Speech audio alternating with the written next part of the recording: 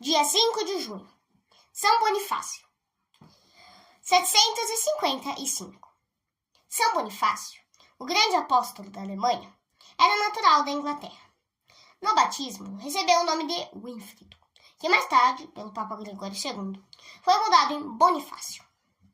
Bonifácio nasceu no ano de 680, em Kelton, no Devonshire. Tendo apenas 5 anos, manifestou o desejo de estudar num convento e receber instrução religiosa pelos sacerdotes. O pai opôs-se a esta vontade do filho, ficando, porém, gravemente doente e atribuindo a enfermidade à resistência aos desejos do filho, e, portanto, considerando-a um castigo de Deus, deu consentimento e ficou curado imediatamente. Wínfrido não achou só o que procurava, a instrução na religião e nas ciências. Como sentisse uma forte inclinação para a vida monástica, entrou para a ordem beneditina, a qual os mestres pertenciam. Tendo alcançado a idade de 30 anos, recebeu o sacramento da ordem. Grande deve ter sido a estima que o tinham os confrades, pois unanimemente o elegeram sucessor do abade, que havia falecido. Bonifácio, porém, não aceitou a dignidade que a confiança dos confrades quis conferir. Alegando um forte desejo de pregar o evangelho aos pagãos, obteve a licença de, com alguns companheiros, se dirigir a Roma para pôr-se à disposição do sumo pontífice. Gregório II recebeu-o muito cordialmente e deu-lhe amplas faculdades de missionário apostólico. Bonifácio, seguindo um impulso do coração, escolheu a Alemanha para campo de sua missão. De Roma dirigiu-se diretamente a Baviera e Turíngia, onde a fé cristã se achava em completa decadência, devido à grande familiaridade que reinava entre cristãos e pagãos. 6 meses trabalhou Bonifácio na Turíngia, pregando, instruindo e chamando os cristãos à emenda de vida e à reforma dos costumes.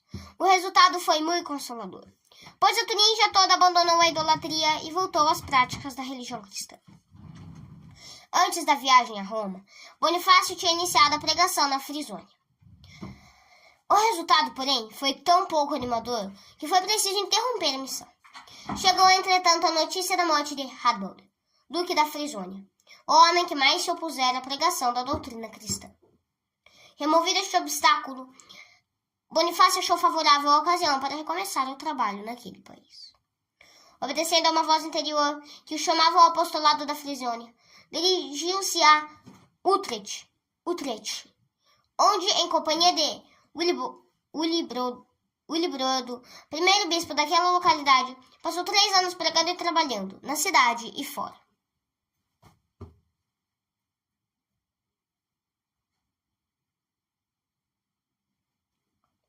O resultado foi a completa extinção da idolatria naquela região e um florescimento belíssimo da religião de Cristo. Willibrod, vendo as grandes aptidões de Bonifácio, manifestou o desejo de tê-lo como sucessor, na direção da diocese. Bonifácio, porém, alegando ter o Papa recebido a missão de pregar o Evangelho na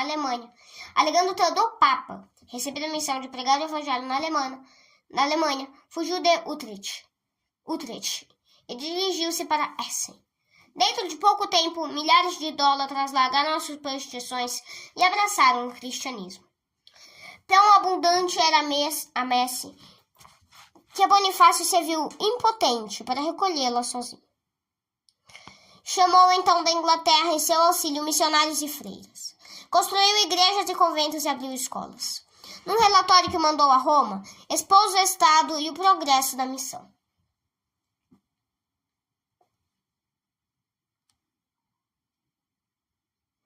Sumamente admirado dos grandiosos resultados obtidos na cristianização da Alemanha, o Papa Gregório II desejou conferenciar pessoalmente com Bonifácio.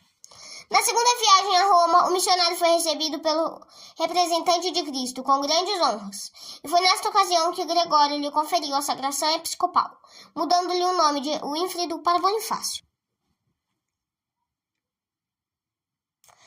Bonifácio fez nas mãos do Papa o juramento de defender sempre a pureza da fé e a unidade da Igreja, e voltou para a Alemanha, com uma recomendação pontífice para Carlos Martel.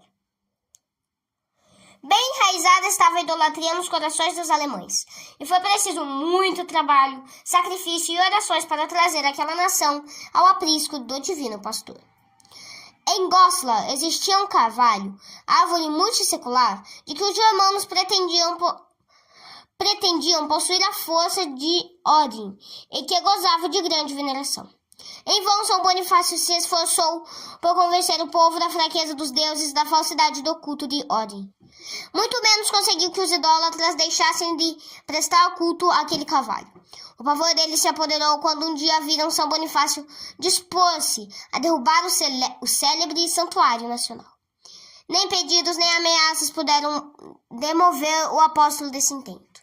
Os germanos já lhe previam a morte certa, e, apavorados, fugiram do lugar, para não serem alcançados pelo raio fulminador de Odin.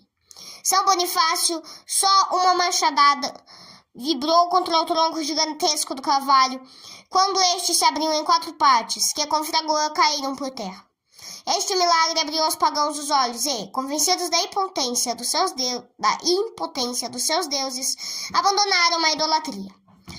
A madeira do célebre carvalho serviu para a construção de uma igreja, que São Bonifácio dedicou a São Pedro.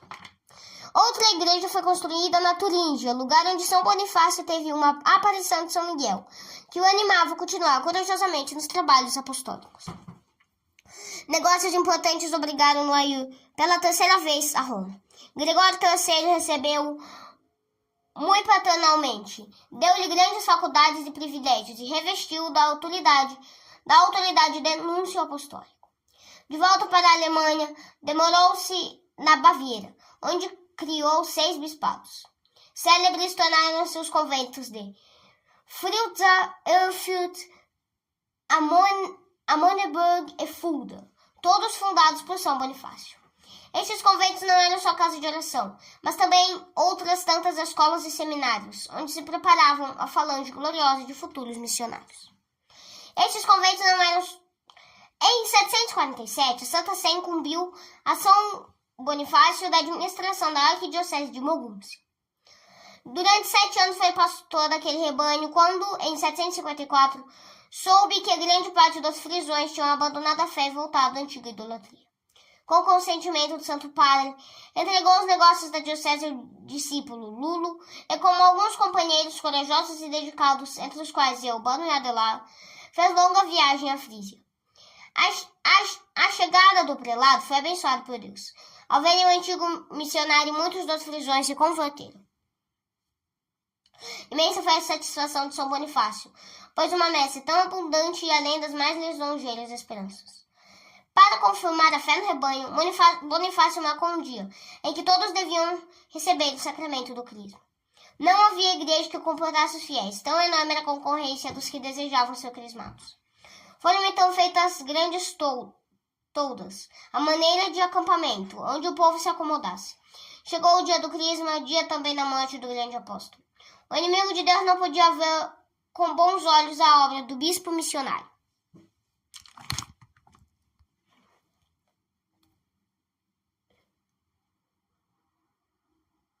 No momento em que estes companheiros se dispunham a administrar o sacramento da confirmação, apareceu um bando de facinoras a mando do sumo sacerdote pagão para assassinar os servos de Deus.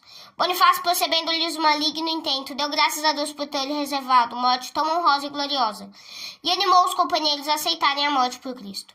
Com os santos evangelhos na mão, dirigiu-se aos inimigos, os quais não lhe deixaram tempo para pronunciar uma só palavra.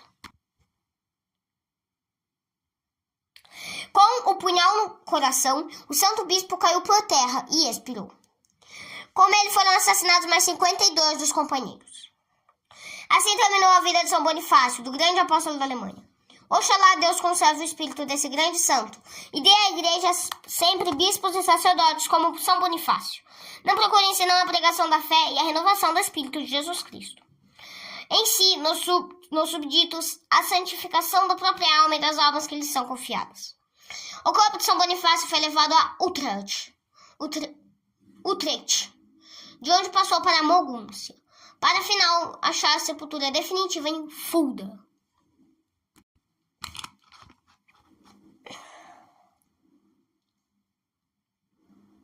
Muitos milagres lhe observaram no túmulo, fato que muito concorreu para que São Bonifácio se tornasse um dos santos mais populares e venerados na Alemanha. O rei Luís I da Baviera elegeu na capital suntuosa basílica, em homenagem ao apóstolo da Alemanha. Desde muitos anos é o túmulo de São Bonifácio, o lugar onde os bispos da Alemanha, de tempo em tempo, se reúnem para, sob os auspícios de seu grande modelo protetor, realizar as conferências episcopais. Reflexões. Eis a vida de um grande missionário, vida cheia de trabalhos, de perigos, de perseguições no meio de povos bárbaros, destituídos da cultura cristã. A tudo isso, São Bonifácio se sujeitou e sofreu um martírio para tornar-se cada vez mais semelhante a Jesus Cristo.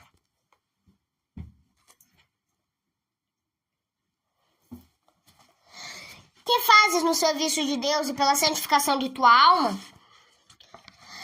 Não mesmo escravo do egoísmo, do orgulho, do comodismo, a menor contrariedade que surge não te faz perder a paciência e os outros sofrerem? Se assim é pouco ou nenhuma semelhança com Jesus tua alma apresenta. Para seres curado do egoísmo, do orgulho e do comodismo, não existe remédio melhor do que a contrariedade e a tribulação. Se estas não faltam, é uma prova de que Deus te ama. Do contrário, te entregaria aos teus caprichos e pecados. A tribulação é mestra excelente, que faz com que nos convençamos da nossa insuficiência e fraqueza, e nos ensina a virtude. Não há como a tribulação que nos ensina a sermos humildes, despretensiosos e condescendentes. Quem não se humilha na tribulação não achará outra oportunidade. Na tribulação, uma alma acha a Deus e nele põe sua confiança, como diz o salmista. Porquanto em mim esperou, livrá-lo-ei, protegê-lo-ei, porque eu conheceu o meu nome. Clamará a mim e eu o ouvirei.